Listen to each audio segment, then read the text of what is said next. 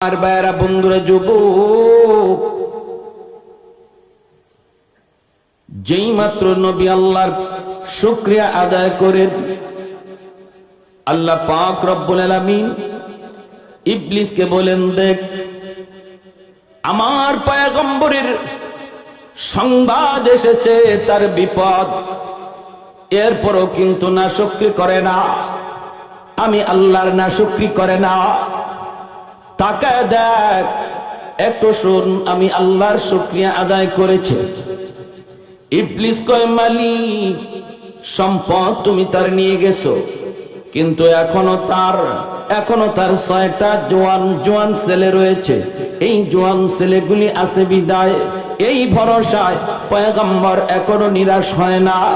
কারণ ছেলে যদি থাকে তাও যদি জোয়ান ছেলে থাকে, সম্পদ যদি চলেও যায় অল্প দিনের ভিতরে আবার তা কামাই করবে, আবার তা সংগ্রহ করবে, আবার জমাবে, অতএব কোনো টেনশন নাই। এই জন্য পয়গম্বর টেনশন করে না, তোমার এখনো শুকরিয়া আদায় করে। আল্লাহ পাক কয়, রে ইবলিস, তাহলে আরো পরীক্ষা বুঝি তুই দেখতে চাস রে? 6 জন সন্তান এক করে ঘুমায় রইছে, একই রাতে একই সময়ে 6 জনের ইন্তেকাল হয়ে গেল। পয়গম্বরের কাছে খবর, আপনার 6টা ছেলে একদিনে একই রাতে ইন্তেকাল করেছে, অ্যাক্সিডেন্টে মারা গেছে, উপরের ছাদ ভেঙে পড়ে গেছে। আল্লাহর পয়গম্বর তখনও নাশুকরি করেন না, তখনও আল্লাহর শুকরিয়া আদায় করেন, আল্লাহর শুকরিয়া আদায় করেন। ও মালিক, সন্তান ছিল আমার কাছে আমানত, মালিক ছিলাম না আমি, মালিক ছিলে তুমি, দখলে ছিল আমার। এই সম্পদ সন্তানের সম্পদ ছিল আমানত, আমানতের বস্তু যতক্ষণ নিজের কাছে থাকে এতক্ষণই বোঝা মনে হয়, মালিককে বুঝায়া দিতে পারলেই হালকা মনে হয়। তোমার দেওয়া সম্পদ, তোমার দেওয়া আমানত তুমি ফিরায় নিছো, আমার কোনো বাধা নাই, আমার কোনো আপত্তি নাই, আমার কোনো নাশুকরি নাই, আমি তোমার দরবারে শুকরিয়া জানাই। জোরে কোন সুবহানাল্লাহ। আল্লাহ বলে, ইবলিস দেখ, একটু শুন, ভালো করে শুন, আমার পয়গম্বরের কি পরিমাণ শুকরিয়া। ইবলিস কয়, মালিক এখনো তার 4টা স্ত্রী রয়েছে,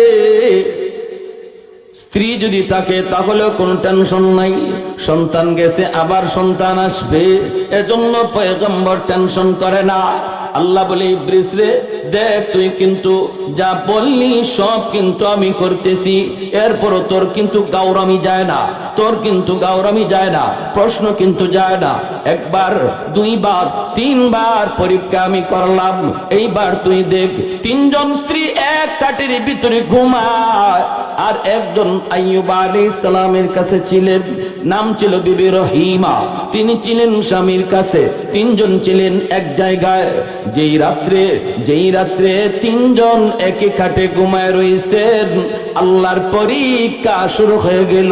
3 জন বিবি এক রাত্রেই মারা গেলেন।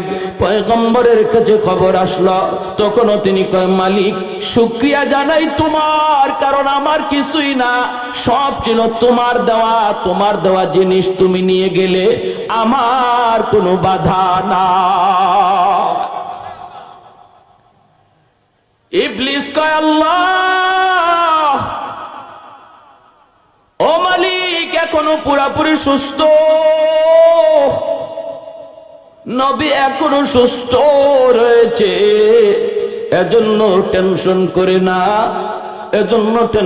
করে না, সুস্থতার নিয়ামত তুমি দাঁড়ে দিয়া রাখছো, টেনশন করে না। এজন্য আল্লাহ পাক কয়, তাহলে এটাও তুই দেখবে? কয়, এটাও দেখবো।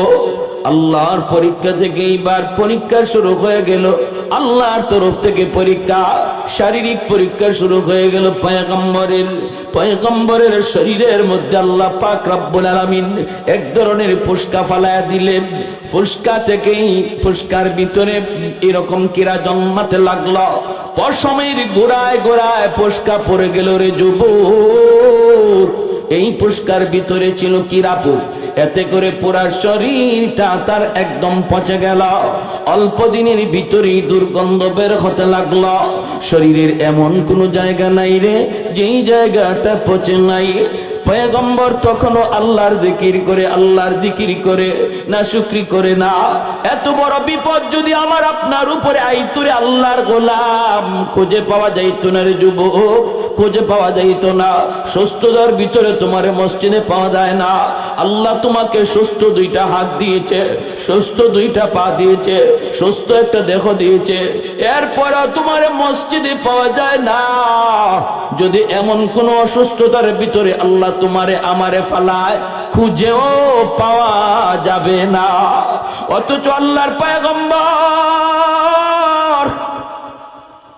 শুকরিয়া আদায় করে, মালিকের দরবারে শুকরিয়া আদায় করে। অসুস্থ হয়ে গেছে, সমস্ত শরীর পোকায় ধরে ফেলছে, তখন পয়গম্বর কান্দে আর কো, মালিক সব কিছু পোকায় খেয়ে ফেলুক, হাত আমার পোকায় খেয়ে ফেলুক, বডি আমার পোকায় খেয়ে ফেলুক, আমার কোনো বাধা নাই, আমার কোনো কষ্ট নাই। পাটাও যদি খেয়ে ফেলে আমার কোনো বাধা নাই, আমার কোনো কষ্ট নাই। 70 বছর তুমি আমারে সুস্থ রেখেছ, একটা ফুসকা পর্যন্ত পড়ে নাই, গামবিচি পর্যন্ত তুমি আমাকে দেও নাই, আমার মাথা ব্যথাটা পর্যন্ত 70 বছরে তুমি একবারও দেও নাই। ওই শুকরিয়া আদায় করে আমি শেষ করতে পারবো না। অতএব মালিক, এখন যদি তুমি অসুস্থতা আমাকে দাও, অসুবিধা নাই, সবর করার মতো ধৈর্য আমাকে দিও, সবর করার মতো ধৈর্য আমাকে দিও। আর আমার জিহ্বাটা পোকা দিয়া খাওয়ায়ও না, কারণ এই জিহ্বা দিয়ে আমি আল্লাহ আল্লাহ জিকির করব। জোরে কোন সুবহানাল্লাহ। मैं तालिब मौला को मेरे इश्क़ निराला,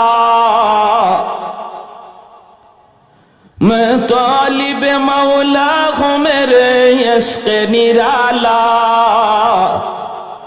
है जुमला जहां जिनके तजल्ली से उजाला, है जुमला जहां जिनके तजल्ली से उजाला, मा दरुद जहां गैर खुदा यार नदारम,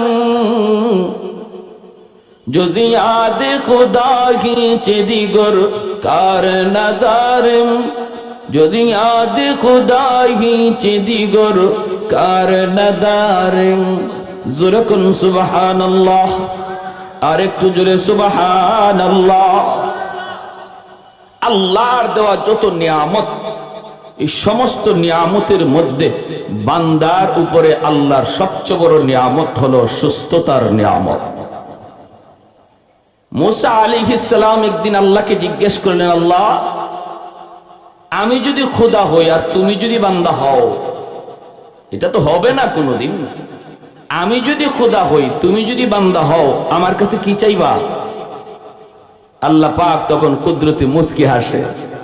আল্লাহকে, মুসা, এমনটা যদি কখনো হতো তাহলে আমি তোমার কাছে সুস্থতার নিয়ামত চাইতাম। জোরে কন্যা সুবহানাল্লাহ। একজন অসুস্থ মানুষ জানে সুস্থতার নিয়ামত কত বড়। আমরা দিব্যি চলতেছি, হাঁটতেছি, খাইতেছি, এজন্য বুঝি না যে এই সুস্থতার, সুস্থ দুটা পা, সুস্থ দুটা হাত, সুস্থ দুটা চোখ, এই সুস্থ দেহের কি দাম, কি মূল্য বুঝি না। কিন্তু বুঝে ওই মানুষটা যে বিছানায় পড়ে রয়েছে, হাঁটতে পারে না, যার চোখ নাই, দেখতে পারে না, সে জানে চোখের দাম। যার পা নাই, হাঁটতে পারে না, সে জানে পায়ের দাম। যার চোখ আছে, দেখতে পারে না, সে জানে চোখের দাম। ঠিক কিনা জোরে খাও। আল্লাহর পয়গম্বর সাইয়্যিদুনা আইয়ুব আলাইহিস সালামের উপরে পরীক্ষা শুরু হয়ে গেল। একে একে সবগুলি নিয়ামত আল্লাহ পাক একে একে চিনে নিলেন। এরপর নবী কিন্তু আল্লাহকে ভুলেন না। আল্লাহ পাকের জিকির ছাড়েন না, আল্লাহ পাকের শুকরিয়া বন্ধ করেন না, নাশুকরি কখনো করেন না। কারণ তারা তো ভালো করে বুঝতেন, তারা তো ভালো করে জানেন, ইমানদার মাত্রই এই কথাটা ভালো করে বুঝে আল্লাহ পাক যেমন সুস্থতা দেয়, অসুস্থতা আল্লাহ দেয়, সুখে যেমন আল্লাহ রাখে, দুঃখেও আল্লাহ ফালায়।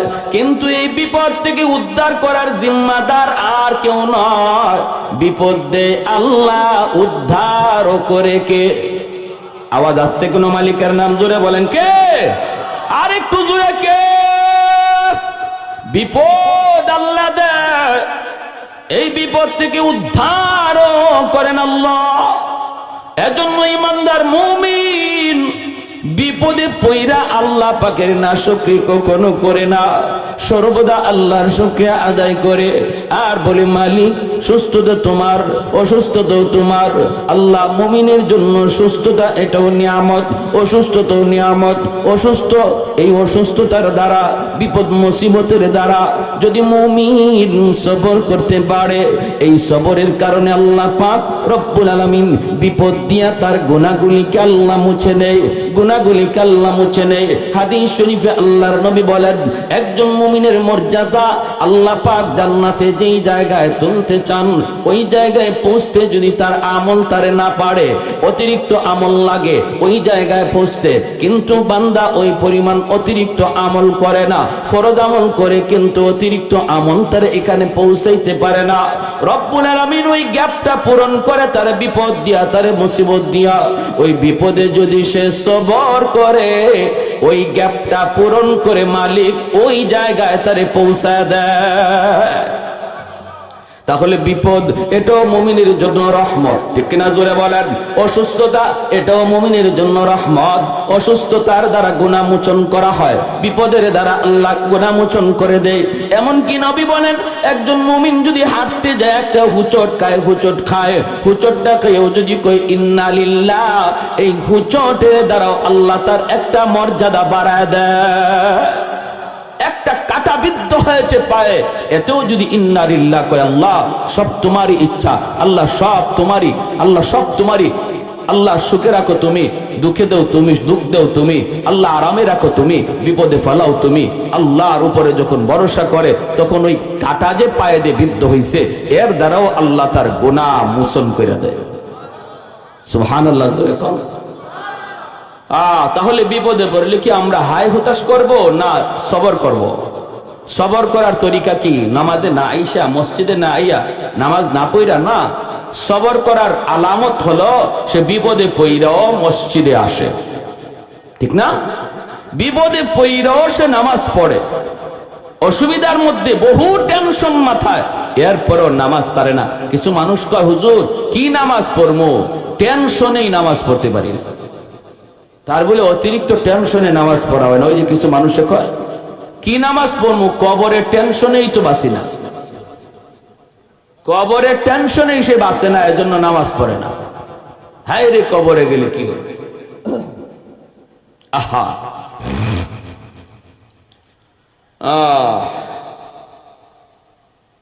এখন আইয়ুব আলাইহিস সালামকে আল্লাহ আল্লাহ আল্লাহ তোমার কাছে একটাই আবদার, আমার জিহ্বাটা পোকা দিয়া খাওয়ায়ও না।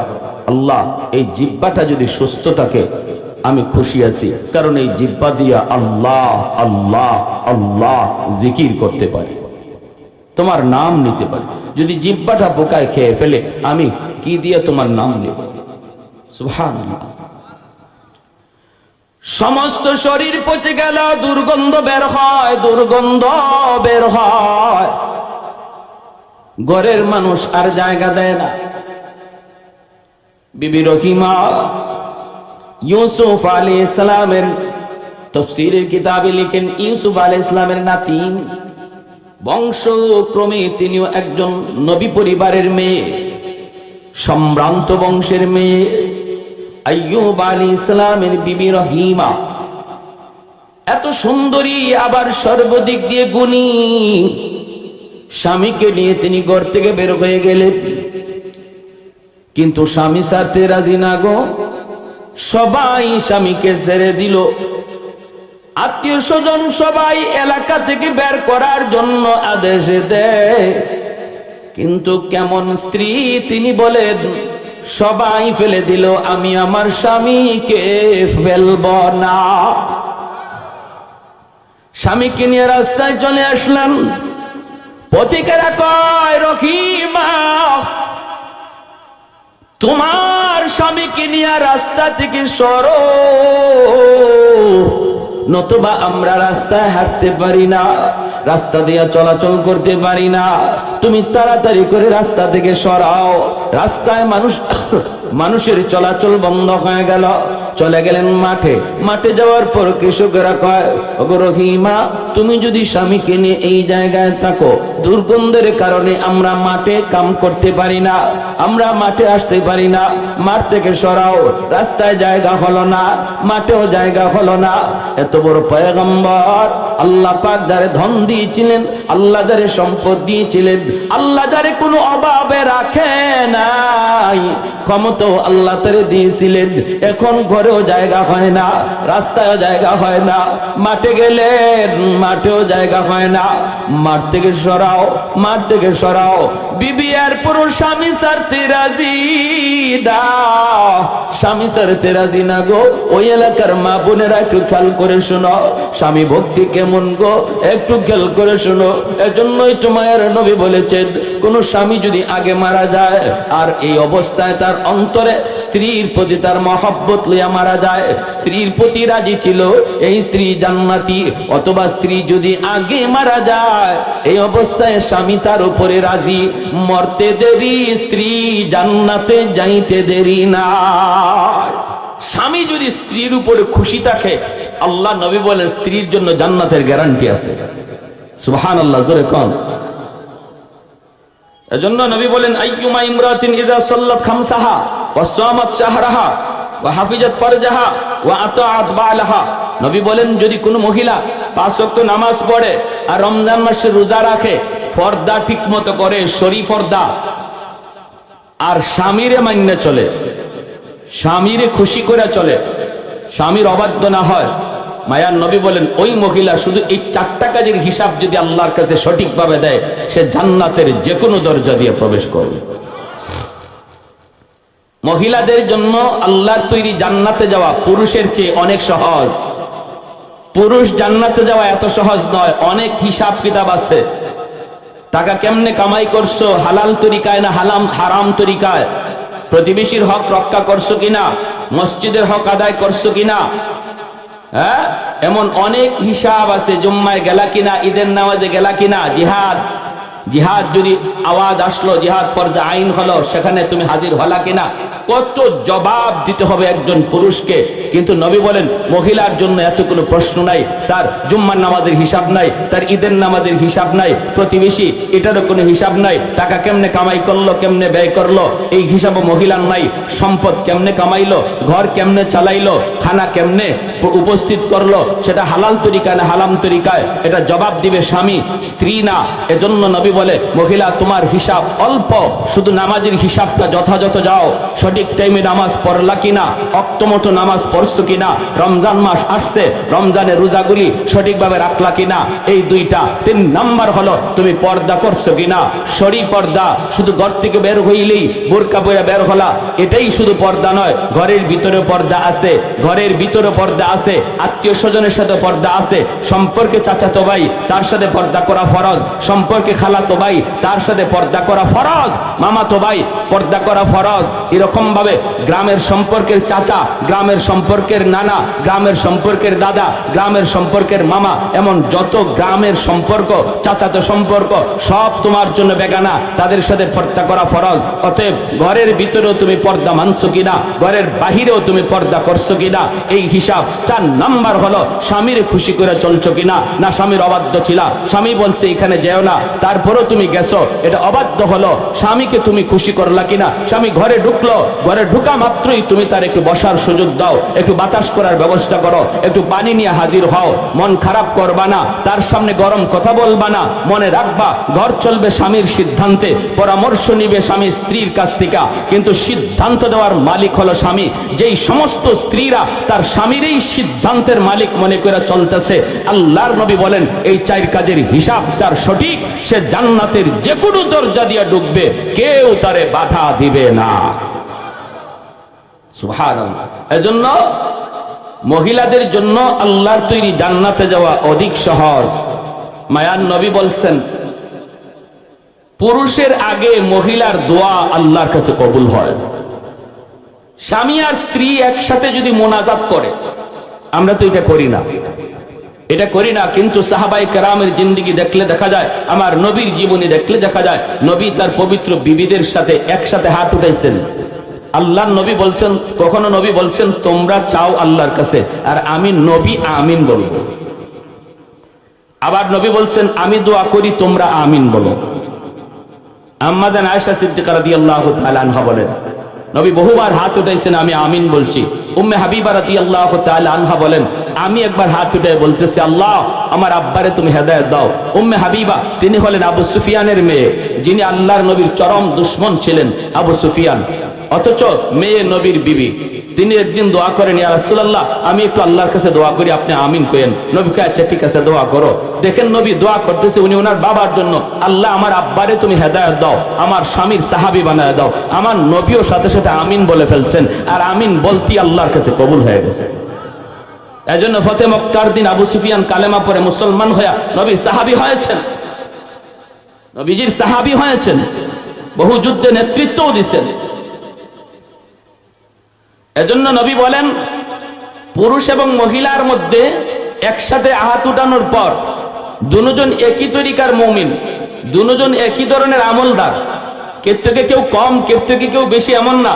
দুজন পাক্কা নামাজি, দুজন হালাল হারাম মাইনা চলে, আমলের ক্যাটাগরি দুজনের সমান। এরপরও হাত উঠাইলে পরে পুরুষের আগে মহিলার দোয়া কবুল হয়ে যায়, শুধু মাত্র সে মহিলা হওয়ার কারণে। আল্লাহর কাছে সে পুরুষের চেয়ে অনেক আগায় রয়েছে, অনেক আগায় রয়েছে। সুবহানাল্লাহ।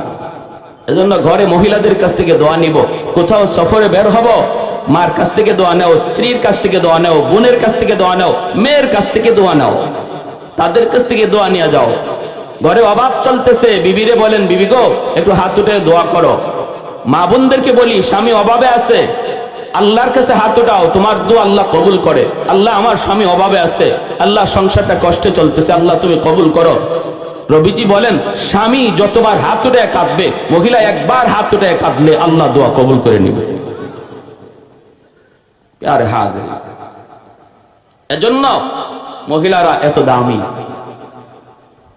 সাইয়্যিদুনা আইয়ুব আলাইহিস সালাম, বিবি রহিমা কয় না না, সবাই আমার স্বামীকে ফালা দিল, আমি স্ত্রী স্বামীকে ফালাবো না। জঙ্গলে চলে গেলেন, জঙ্গল যেখানে একটা ডাস্টবিন ছিল, ডাস্টবিন থেকে এমনি ময়লা বের হয়, এই ডাস্টবিনের পাশেই তিনি যাইয়া স্বামীকে নিয়ে একটা ছোট্ট তাঁবুর মতো বানাইয়া এখানেই থাকতে শুরু করলেন। একদিকে জঙ্গল, আবার পাশেই রয়েছে ডাস্টবিন, ডাস্টবিন থেকে দুর্গন্ধ, এজন্য কেউ এই রাস্তা দিয়ে আসে না, এই দিক দিয়ে কেউ যায় না। ওই জায়গার মধ্যে যাইয়াই স্বামীকে নিয়ে তিনি থাকতে শুরু করলেন। রে যুবক, যেন ডাস্টবিনের গন্ধ তাদের নাকে লাগে না। আইয়ুব আলাইহিস সালামের শরীরের দুর্গন্ধ যেন এর চেয়েও আরো বেশি, এর চেয়েও যেন আরো বেশি।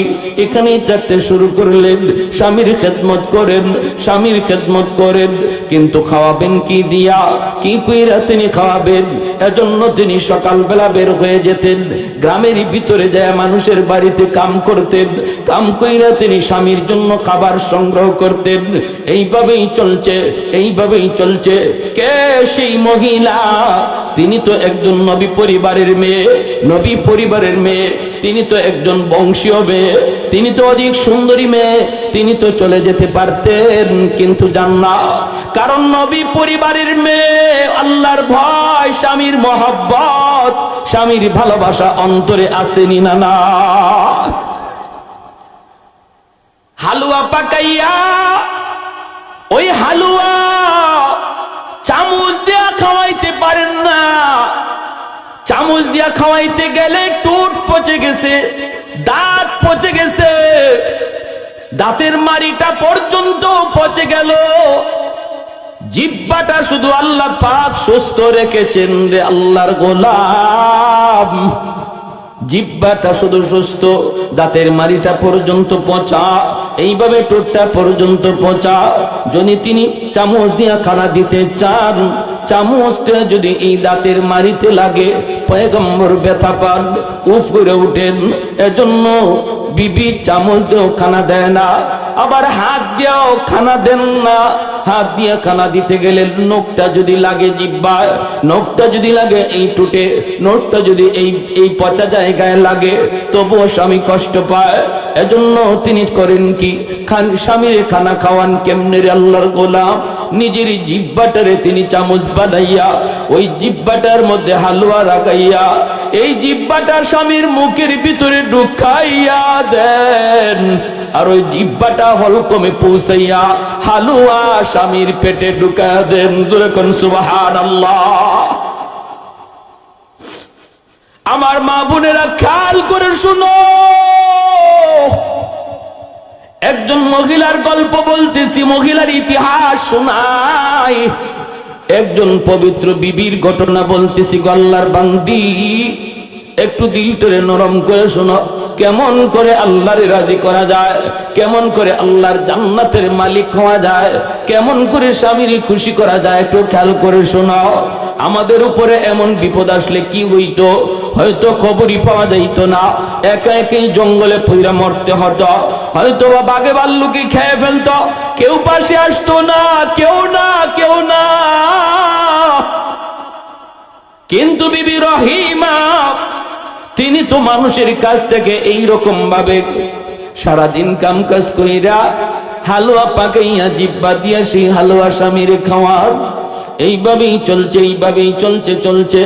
ভাইরে, একদিন তিনি বের হয়েছেন, সারাদিন তালাশ করলেন, কাম কাজের তালাশ করে কোনো কাম পাইলেন না, কোনো কাজ পাইলেন না। এখন কি করবেন? ইবলিস তো দেখতেছে, ইবলিস তো দেখতেছে। আল্লাহ তো বলতেছে, ইবলিস দেখ। ফেরেশতারাও নাকি বলেছিলেন, কোন এক riwayate এসেছে ফেরেশতারাও এই কথা বলছিল, ও মালিক এত নিয়ামত দিয়া রাখছো, বিদায় আইয়ুব তোমার গুণগান করে, মনে হয় বিপদে পড়লে তোমাকে এত ডাকবে না। ভাইরা বন্ধুরা, এবার ইবলিসের আগুন জ্বলে। হায় রে, কোনোভাবেই তো পারতেছি না, কোনোভাবেই তো আমি পারতেছি না। এইবার ইবলিস লাগছে বিবি রহিমার পিছনে লাগছে, কয়ে দেখি ওই দিক দিয়ে কোনো গন্ডগোল ঘটানো যায় কিনা। ইনি যান মানুষের বাড়িতে। একদিন তিনি কাম পাইলেন না, গেলেন একজন ইহুদি মহিলার কাছে যেয়ে বলতেছেন, মা গো, ও মা, ঘরে কোন কাম আসেনি, আমি কাম করব, আমাকে একটা কাম দিবানি। আমার স্বামী, তিনি আল্লাহর পয়গম্বর, অসুস্থ জঙ্গলে পড়ে আছে, একটু খানা খাওয়ানো লাগবে, স্বামীর জন্য একটু খানার ব্যবস্থা করব, দিবানি কোনো কাম, বিনিময়ে আমি কিছু খাবার নিব। ইহুদি মহিলা কয়, না, আমার ঘরে কোনো কাম নাই, তাহলে একটু সাহায্য করবানি। ইহুদি মহিলা কয়, আমি এমনে সাহায্য করি না, বদলা দিতে হয়। বদলা কি দিব? বদলা আমার কাছে তো কিছুই নাই গো মা, বদলা দিব কি? মহিলা কয়, তোমার চুলটা অনেক লম্বা, যদি আমারে কিছু চুল তুমি কাইটা দাও, চুলের বিনিময়ে আমি তোমাকে কিছু বিনিময় দেব। এইবার আল্লাহর বান্দি তিনি ডাক দিয়া কয়, না গো মা, না, লম্বা চুল দেওয়া যাবে না, কারণ আমার লম্বা চুলটারে আমার স্বামী লাঠি বানাইয়া নিচে থেকে যখন উঠে, আমার চুল টান দিয়া উঠে। আমার স্বামী অসুস্থ, স্বামী অসুস্থ, শোয়া থেকে যদি হাজত সারতে উঠতে হয়, আমার চুলটা টান দিয়া চুলটারে লাঠি বানায়া তিনি উঠে আমার চুল ধইরে একটু হাঁটাহাঁটি করে, না গো বিবি, না গো মা, চুলটা দেয়া যাবে না। মহিলা কয়ে, তাহলে তুমি বাবা, আমার কাছে কিছুই নাই। এত শক্ত দিলের মহিলা। বাইরে মনে রাখবা, কেউ যদি কখনো আপনার কাছে কোনো সওয়াল করে, সাবধান, আপনি তারে ফিরে দিবেন না। ওয়া আম্মাস সাইলা ফালা তানহার, আল্লাহ পাক কয়, বন্ধু, কেউ যদি তোমার কাছে এসে কোনো সওয়াল করে, ধমক দিও না, ধমক দিও না। যদি পারো তুমি তার উপকার করো, সাহায্য করো। দিলে আঘাত দিয়ে কথা বলবা না, আঘাত দিয়ে কথা বলবা না, আঘাত দিয়ে কথা বলবা না। কারণ আজকে আমি সুখে আছি, আগামীকাল আমাকেও ভিক্ষুক আল্লাহ বানাইতে পারেনি, না পারে না? আজকের ভিক্ষুক আগামীকাল সে বাদশা হতে পারে, আজকের বাদশা আগামীকাল ভিক্ষুক হতে পারে। এর পুরা চাবি কাঠি হলো কার হাতে? আর একটু জোরে বলেন, কার হাতে? সুবহানাল্লাহ। এজন্য ক্ষমতার বাহাদুরি কইরো না, ক্ষমতার বাহাদুরি কইরো না, টাকা পয়সার বড়াই দেখাও না। আজ আছে, কাল থাকবে না। যারে তুমি অবহেলা করো, কাল আল্লাহ তারে তোমার উপরে উঠায় নেবে। সমাজে এমন দৃষ্টান্ত আসেনি না নাই? বহু আছে, বহু আছে। এক সময় গরিব ছিল, যার বাড়িতে এসে কাজ করত, আজকে তার সন্তান সমাজের সবচেয়ে বড় কোটিপতি, সমাজের সবচেয়ে ধনী। আর যার বাড়িতে কাজ করতো তার বাবা, আজকে ওই লোকের সন্তান তার বাড়িতে যায় কাজ করে। বহু নজির রয়েছে। এজন্য অবহেলা করবা না। ওয়া আম্মাস সাইলা ফালা তানহার, ধমক দিও না, ধমক দিও না। এই মিয়া, শরীরে শক্তি আছে, এরকম কি আছে, এভাবে চাইতে আইছো কেন? কাম করে খাইতে পারো না, কাম করে খাইতে পারো না, এই ধরনের না, এমন কথা বলবো না। পারো না, বুঝের সাথে বুঝাই দাও, বাইরে আমার কাছে এখন নাই, তুমি মাফ করো। আর যদি সুযোগ থাকে তার কোনো একটা উপকার করার, তুমি করো। হযরত আব্দুল্লাহ ইবনে আব্বাস রাদিয়াল্লাহু তাআলা আনহু, মায়ার নবীর সাহাবী, তিনি মসজিদে নববীতে ইতিকাফ করেন। একজন অভাবী মানুষ মসজিদের ভিতরে ঢুকে গিয়া কয়, আব্দুল্লাহ, আমার এই উপকারটা কইরা দিবা, আর এটা তুমি ছাড়া আর কেউ পারবে না, তুমি কইরা দিবা। উনি সাথে সাথে মসজিদ থেকে বের হয়ে যাইতেছেন। তখন ওই লোক বলতেছে, ওগো নবীর সাহাবী, আপনি না ইতিকাফে বসছেন? আব্দুল্লাহ ইবনে আব্বাস রাদিয়াল্লাহু তাআলা আনহু বলে, নবীজি রওজা পাশে, নবীজি রওজার দিকে আঙ্গুল উঠে বলতেছে, ওই রওজাওয়ালার পবিত্র জবানে আমি শুনেছি, কেউ যদি কোনো মুসলমানের কোনো সমস্যা সমাধানে এগিয়ে আগায়া যায়, কেউ যদি কোনো মুসলমানের হাজত পুরা করার জন্য আগায়া যায়, আল্লাহ এই মদিনার মসজিদে 10 বছর নফল ইতিকাফের চেয়ে বেশি সওয়াব দান করে। আমি ফরজ ইতিকাফে বসছি না, বা ওয়াজিব ইতিকাফে বসছি না, নফল ইতিকাফে বসছি। অতএব নবী বলছেন, কেউ যদি কোনো মুসলমানের একটা উপকার করে, এই উপকারটা 10 বছর নফল ইতিকাফ করার চেয়ে আল্লাহর কাছে বেশি সওয়াব। আমরা তো আমাদের বন্দিগি মসজিদ কেন্দ্রিক সীমাবদ্ধ করে ফেলেছি। আমরা বলি, নামাজ পড়লাম, আলহামদুলিল্লাহ, আমি আল্লাহর কাছে কামিয়াব, আমারে আর কে পায়, জান্নাত আমার আগে কে যায়।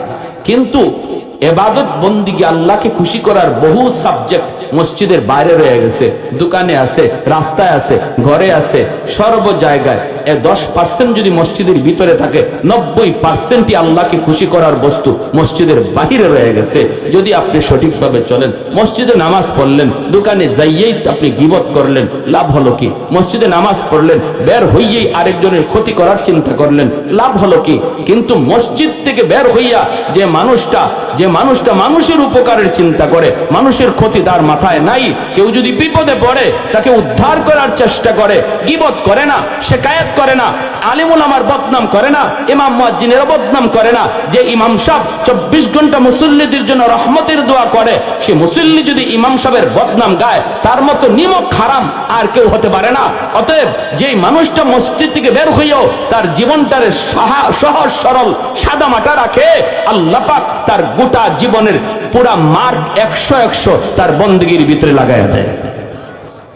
আর আমি মসজিদে আলহামদুলিল্লাহ নামাজ পড়লাম, কিন্তু বের হইয়েই আমার যত ধরনের শয়তানি বুদ্ধি আছে মাথায়, কোনো লাভ নাই, কোনো লাভ নাই। 10% আপনি আদায় করলেন, 90% আপনার মাইনাস, 90% আপনার জীবন থেকে মাইনাস হয়ে গেল।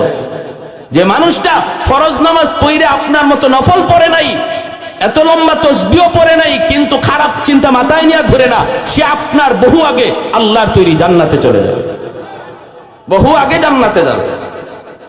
কিন্তু আপনার হয়তো লম্বা তসবিহ ছড়া ছিল, কিন্তু কোনো লাভ নাই, কারণ খারাপ চিন্তা মাথায় ছিল। প্যারে হাজিরিন, এজন্য কষ্ট পাইতেছেন কি ভাই? কষ্ট পাইতেছেন? যে কথা বলতেছি, যখন ওই মহিলা বলতেছে না, তাহলে চুল না দিলে আমি দেব না, তখন উনি বাধ্য হয়ে বলছেন কি করব, স্বামীরে তো খাওয়াইতে হবে। তিনি কিছু চুল দিয়া দিচ্ছেন, এই চুল দিয়া ওই খানা লইয়া আসতেছেন।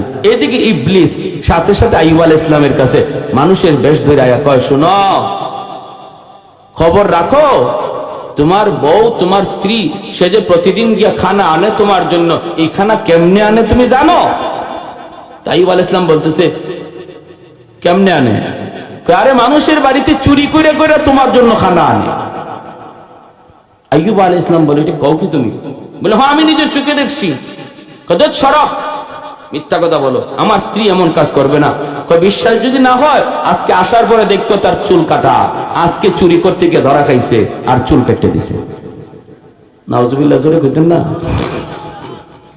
এর নাম হইল ইবলিস। এর নাম কেমন ইবলিস দেখছেন? কোন জিনিস কোন দিকে নিয়ে গেছে। আসলে পরে দেখেন চুল কাটা পাইবেন, চুরি ধরা খাইছে আজকে, সব দিন তো আর ধরা খায় না, আজকে ধরা খায়া গেছে, এজন্য চুল কেটে দিছে। সাইয়্যিদুনা আইয়ুব আলাইহিস সালাম কলিজার ভিতরে যেন কেউ আঘাত করলো, এত কষ্ট তিনি পাইলেন। তিনি তো পয়গম্বর, তিনি তো চুরি মাল খেতে পারেন না। চোখ দিয়ে দর দর করে পানি পড়ে কান্দেন, মালিক কেমন পরীক্ষায় ফেলাইছো জানি না গো। ও মালিক, আমি তো হারাম মাল খাইতে রাজি না, চুরির মাল খাইতে রাজি না, মরতে রাজি, চুরির মাল খাইতে রাজি না। তাহলে আজকে আসার পরে যদি আমার স্ত্রীর চুল কাটা আমি দেখি, তাহলে তাকে অবশ্যই 100টা বেত্রাঘাত করব। কসম খোদার মালিক, 100টা বেত্রাঘাত করব। যেই মাত্র বিবি আসছেন খানা নিয়া, আইয়ুব আলাইহিস সালাম খানা খাইবেন, পরে আগে চুলের দিকে তাকাইয়া দেখেন লম্বা চুল কাটা হয়ে গেছে। কসম তো করে ফেলছেন, ডাক দিয়া কয়, রহিমা, আমি তোমার খানা খাইব না গো। তুমি বুঝি মানুষের বাড়িতে চুরি কইরা খানা আনো, আজকে তুমি ধরা খায়া গেছো, আজকে তোমার চুল কাইটা দিছে। আল্লাহর বান্দির যেন মাথায় আসমান ভাঙ্গা পড়ছে। স্বামী গো, কেমন করে তুমি এমনটা বিশ্বাস করেছো? কে বলেছে? কে বলেছে? বলে মানুষ বেশে একজন, বলে সে আর কেউ নয়, সে হলো ইবলিস, সে হলো ইবলিস। ওগো স্বামী, এমন এমন ঘটনা, ইহুদি মহিলা খানা দিতে চায় না, এজন্য আমি এই জন্য মানতে বাধ্য হয়েছি। আল্লাহর পয়গম্বর এখন কি করবেন? তিনি তো ঘটনা বুঝতে পারছেন, এত মূলত ইবলিস ছিল। আল্লাহ জিব্রাইল রে পাঠায়, কই, জিব্রাইল তাড়াতাড়ি যাও, আমার বন্ধু আইয়ুব রে যায়া কও, আইয়ুব রে যায়া কও, 100টা ছোট ছোট কঞ্চি, 100টা ছোট ছোট কঞ্চি এক জায়গায় মুঠ কইরা আস্তে কইরা যেন রহিমাকে একটা আঘাত দিয়ে দে। তার যে কসম ছিল, কসম পুরা হয়ে যাবে। এইবার বিবি রহিমা আয়েশা স্বামীর জড়ায় বলতেছে, স্বামী গো, ও স্বামী, হা করো। হালুয়া খাওয়াইতেছেন জিব্বার মধ্যে লইয়া, মুখের ভিতরে নিজের জিব্বাটা ঢুকাইলেন। জিব্বাটা ঢুকাইতেই আজকে একটা পোকা, ওই বিষাক্ত পোকা বিবি রহিমার জিব্বার মধ্যে একটা পোকায় কামড় দিয়া বসলো। যেই মাত্র একটা পোকায় কামড় দিল, চিৎকার দিয়া যন্ত্রণায় তিনি বেহুশ হয়ে মাটিতে পড়ে গেছেন। একটু পরে হুশ ফিরার পরে কেন্দে কেন্দে বলতেছেন, স্বামী গো, একটা পোকার কামড় আমি সহ্য করতে পারলাম না। আজকে এতটা বৎসর, 13টা বৎসর হয়ে গেল, এতগুলা পোকার কামড় আপনি কেমন করে সইতেছে? এতগুলা পোকার কামড় কেমন করে সহ্য করেন? ওগো স্বামী, একটু আল্লাহর কাছে বলো না, আল্লাহ যেন এইবার আপনারে সুস্থ করে দেয়। এমনি সাইয়্যিদুনা আইয়ুব আলাইহিস সালাম বলতেছে, বিবি গো, ও বিবি, তুমি এমনটা কেন বলেছো? তুমি যদি অধৈর্য হয়ে থাকো, তোমার যদি আর ধৈর্য না কোলায়, চলে যেতে পারো, আমার কোনো বাধা নাই। আমার আরো 3 জন স্ত্রী ছিল, ওই দিন যদি তুমি তাদের সাথে থাকতে, তুমিও তো মারা যাইতে। আমি আইয়ুব একাই থাকতাম, আমাকে আল্লাহ দেখতেন। অতএব বিবি গো, তুমি যদি অধৈর্য হয়ে থাকো, চলে যেতে পারো। আমি এমন দোয়া আল্লাহর কাছে করব না, কারণ আল্লাহ যদি কয় আইয়ুব 70 বছর আমি তোমারে সুস্থ রাখছি, এখনো তো 70 বছর হয় নাই, 70 বছরের ভিতরে আমি তোমাকে কোনো ধরনের রোগ দেই নাই, কোনো অসুস্থতা দেই নাই রে। এই অসুস্থ অবস্থায় মাত্র 13 বছর হয়েছে, 70 বছর এখনো তো সমানে সমানে হয় নাই, এখনই বুঝি অধৈর্য হয়ে গেছো?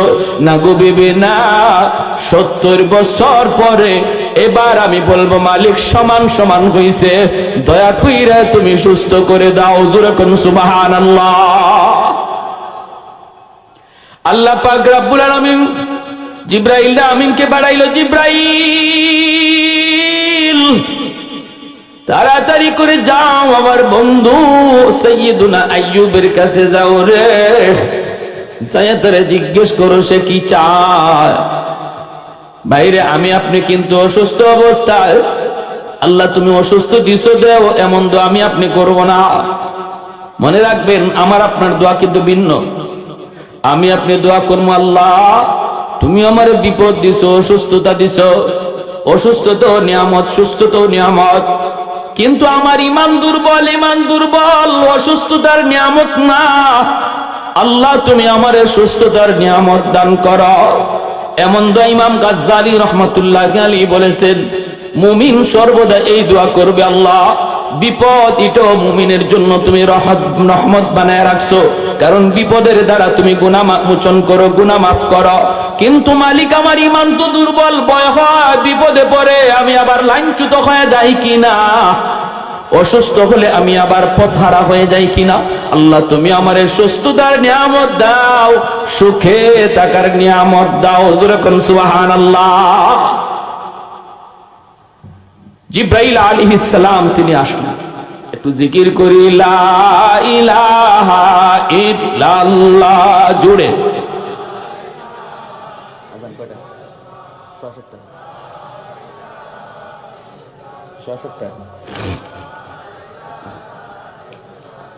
আওয়াজ দিয়া লা ইলাহা ইল্লাল্লাহ।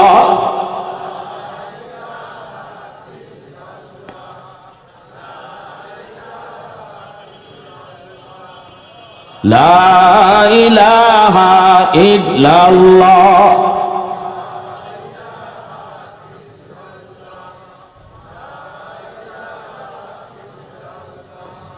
तो दिल में तो आता है समझ में नहीं आता, तो दिल में तो आता है समझ में नहीं आता, बस जान लिया मैं तेरी पहचान यही है, बस जान लिया मैं तेरी पहचान यही है। उल्फत में बराबर के वफा हो के जफा हो, हर चीज में लज्जत है अगर दिल में मजा हो, हर चीज में लज्जत है अगर दिल में मजा हो। एक चश्म ज़दन गाफिल ज़ा शाह नबाशी, शायद की निगाहे कुनदागाह नबाशी, शायद की निगाहे कुनदागाह नबाशी।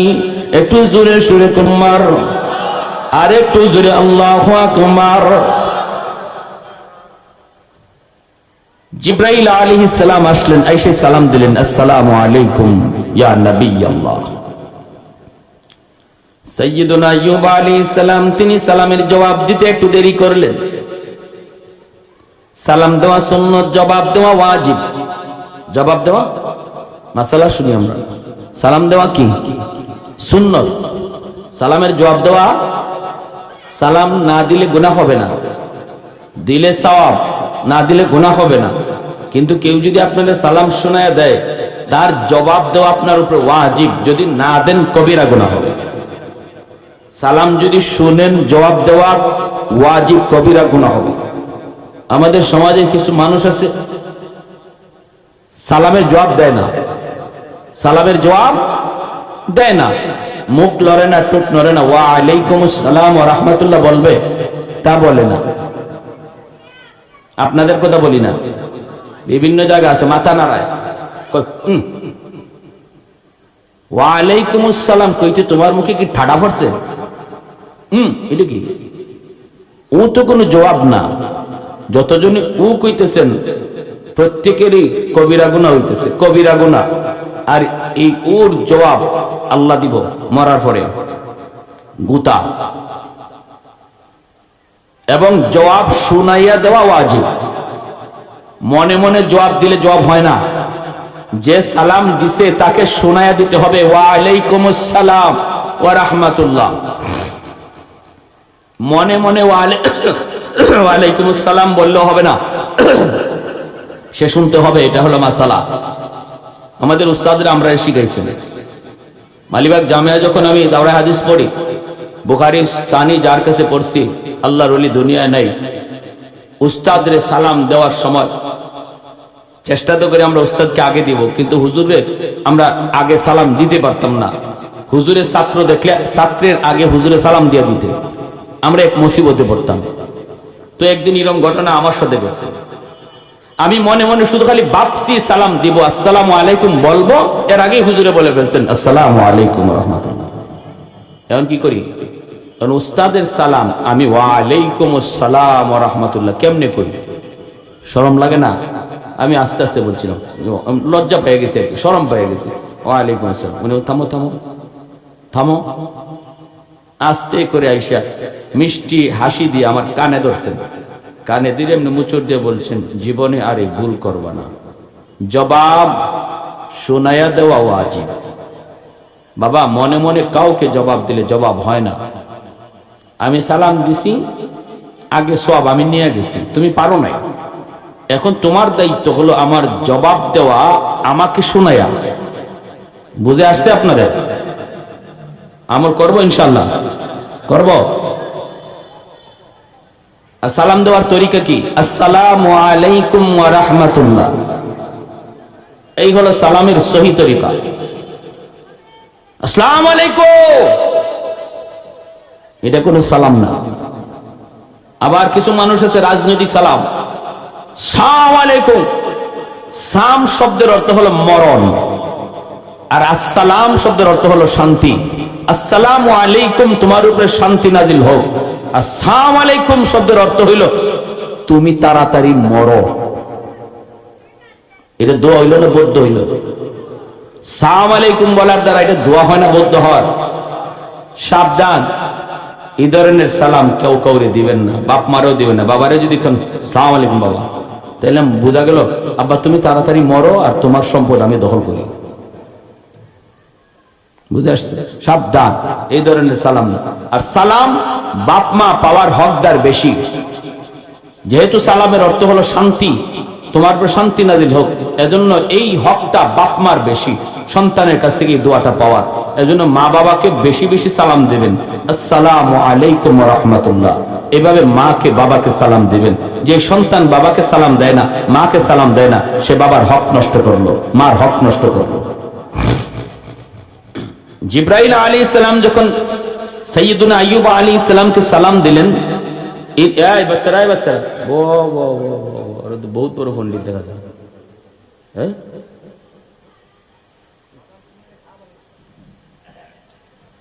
তিনি জবাব দিতে একটু দেরি করলেন। জিব্রাইল আলাইহিস সালাম বলতেছেন, আল্লাহর পয়গম্বর, আপনি যদি সালামের জবাব দিতে দেরি করেন তাহলে উম্মতে করবে কি?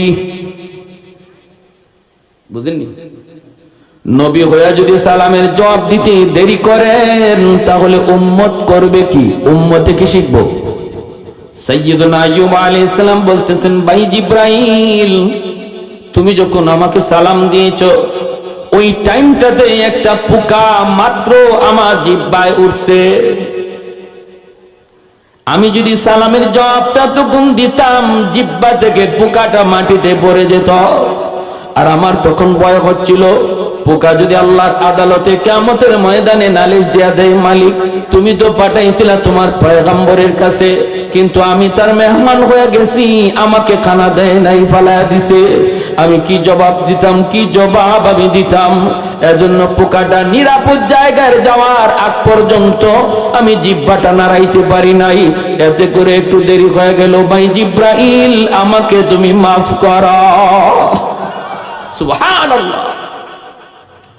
আল্লাহ পাক কই, জিব্রাইল, আমার পয়গম্বর আইয়ুবের জবাব তুমি কেমন পাইছো, কেমন পাইছো? জিব্রাইল আমিনের চোখ থেকে পানি পড়ে। জিব্রাইল কান্দে আর কই, মালিক, আসমানের নিচে এত সুন্দর জবাব কেউ দিবে আমার বিশ্বাস হয় না। তোমার পয়গম্বর যে সুন্দর জবাব দিয়েছে, এত কষ্টে এত মুসিবতে, তাই কয় কি? আল্লাহ পাক রব্বুল আলামিন, আল্লাহ পাক রব্বুল আলামিনের কাছে জিব্রাইল কয়, মালিক, ও মালিক, এইবার আমি সুপারিশ করলাম, আকাশের সম্মানিত ফেরেশতারা সুপারিশ করলো, আল্লাহ আর পরীক্ষা লাগবে না, 18টা বছর হয়ে গেছে, আল্লাহ তুমি এইবার তোমার পয়গম্বরে তুমি মুক্তি দাও, আমাদের বুঝ হয়ে গেছে, ইবলিস তো মানবেই না, আমরা ফেরেশতাদের বুঝ হয়ে গেছে, আজীবন যদি বিপদে ফালায় রাখো তবু পয়গম্বর কখনো নাশুকরি করবে না। বলা মাত্র আল্লাহ কই, জিব্রাইল, তাহলে আমার পয়গম্বরে বলো পায়ের মোড়া দিয়া, পায়ের গোড়ালি দিয়া সেজন্য জমিনে আঘাত করে। জিব্রাইল কই, ও আল্লাহর পয়গম্বর, আপনি পায়ের গোড়ালি দিয়ে আঘাত করেন।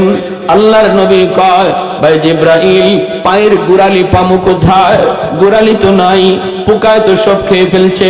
বলে, যা আছে তা দিয়ে আপনি জমিনে আঘাত করেন, তা দিয়ে জমিনে আঘাত করেন। পায়ের গোড়ালিটা জমিনে দিয়ে আস্তে করে আঘাত দিতে সাথে সাথে আল্লাহ পাকের কুদরতে পানি উঠা শুরু হয়ে গেল, ঝর্ণা শুরু হয়ে গেল। এইবার আল্লাহ বলে, জিব্রাইল, আমার পয়গম্বরে বলো এই পানিটা যেন বিসমিল্লাহ কইয়া সে পানিটা পান করে, আর কিছু পানি যেন শরীরের মধ্যে মাখায়। যেই মাত্র আল্লাহর পয়গম্বর পানি বিসমিল্লাহ বলে তিনি পান করলেন, সাথে সাথে তার শরীর থেকে ঝরঝরাইয়া সবগুলি পোকা মাটিতে পড়ে গেল। চেহারার মধ্যে তিনি মাখলেন, বডিতে মাখলেন, আল্লাহ চেহারার রং পরিবর্তন করে দিল। আবারও সেই 25 বছরের পুরনো যুবক আল্লাহ বানায় দিল। পরিপূর্ণ সুস্থতা আল্লাহ তারে দান করলো। হারানো যত নিয়ামত ছিল আল্লাহ ফিরায় দিল। বিবিদেরকে আল্লাহ ফিরায় দিল, সন্তানও আবার ফিরায় দিল। কোটি কোটি টাকার মালিকানা যত সম্পদ তাও আবার ফিরায় দিল। ভাইরা বন্ধুরা, এমন কি আইয়ুব আলাইহিস সালাম যে দিকে হাঁটতেন ওই দিকে স্বর্ণের বৃষ্টি নাজিল হইত। জোরে কোন সুবহানাল্লাহ। এত পুরস্কার আল্লাহ তারে দান করছেন। সুস্থ হয়ে তিনি একটা টিলার মধ্যে বসে আছেন। এইদিকে বিবি রহিমা, তিনি তো গেলেন এলাকায় খাবার আনার জন্য। কাণ্ড তো ঘটে গেল, এইদিকে স্বামী তো সুস্থ হয়ে গেছেন। খাবার নিয়ে জায়গায় পৌঁছে দেখেন স্বামী নাই, তাবুতে স্বামী নাই। হাউমাউ করা শুরু করলেন, হয় আমার স্বামী কই গেল, বাগে বুঝি খেয়ে ফেললো, আমার স্বামীর কি হলো, হায় আমার স্বামীর কি হলো। তাকায় দেখেন পাশে একটা মানুষ, একজন যুবক বসা আছে, অন্যদিকে মুখ কইরা। বিবি রহিমা যায় বলতেছেন, রে যুবক, জানি না আপনি কে, এই জায়গায় ডাস্টবিনের পাশে আজকে আরো 18টা বছর যাবত আমার স্বামী মাটিতে পড়া, তুমি দেখছনি? তিনি তো অসুস্থ ছিলেন, তুমি তো তারে দেখছো নাকি? জবাব নাই। ওই পাশ থেকে আওয়াজ আসলো, তিনি ওই দিকে তাকায় জবাব দিলেন, তোমার স্বামীকে চিনবা নাকি তারে দেখলে? বলে, হ্যাঁ দেখলে তো চিনব। কয়, দেখলে যদি চেনো তাহলে চেহারাটা একটু দেখো দাও। তোমার ওই অসুস্থ স্বামী তিনি আর কেউ নন, আমি হলাম আল্লাহর পয়গম্বর, যার নাম হলো আইয়ুব আলাইহিস সালাম। জোরে কোন সুবহানাল্লাহ।